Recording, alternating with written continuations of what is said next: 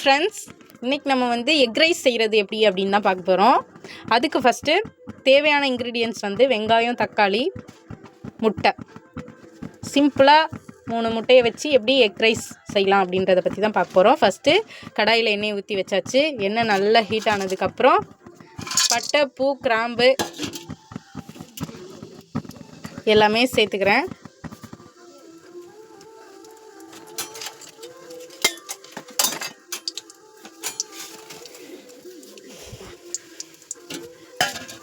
தேவையான இன்க்ரீடியன்ட்ஸ் நான் இங்கே ரெடி பண்ணி வச்சுட்டேன். ஆனியன், பச்சை மிளகா, பூண்டு, வெட்டிய பூண்டு, தக்காளி. ஃபஸ்ட்டு நான் இதோட வெட்டிய பூண்டை போட்டுக்கிறேன். ஃபஸ்ட்டு வெட்டிய பூண்டு போட்டுக்கலாம். கூட பச்சை மிளகாவையும் சேர்த்துக்கலாம்.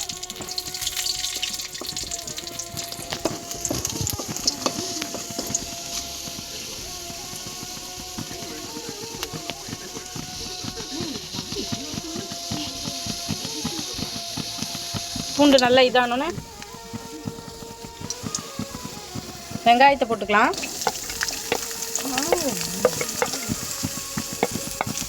வெங்காயம் நல்லா ஃப்ரை ஆகணும்.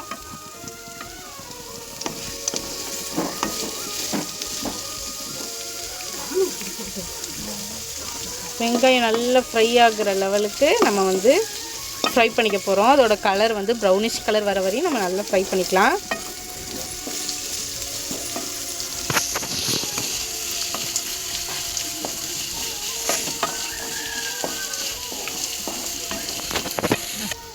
ப்ரௌனிஷ் கலரில் வந்தாவே போதும்.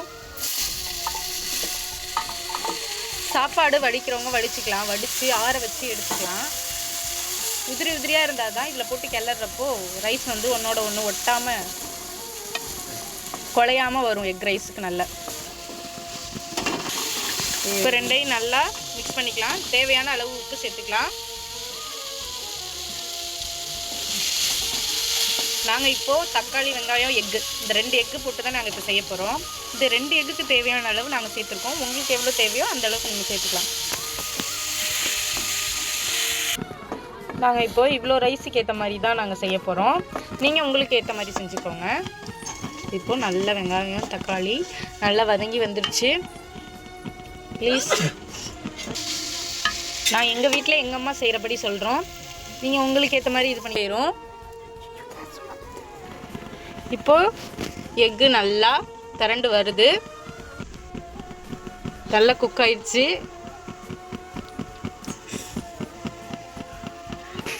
இப்போ நல்லா எக்கு இதாகிடுச்சு. இதில் வந்து நமக்கு தேவையான சாப்பாடை போட்டு கிளறிக்கலாம்.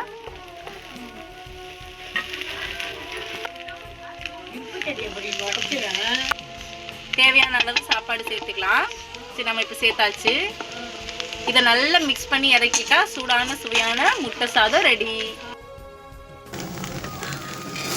இப்போது ஃபுல்லாக ரெடி ஆகிடுச்சு. சாப்பாடு நல்லா இதில் மிக்ஸ் ஆகிடுச்சு.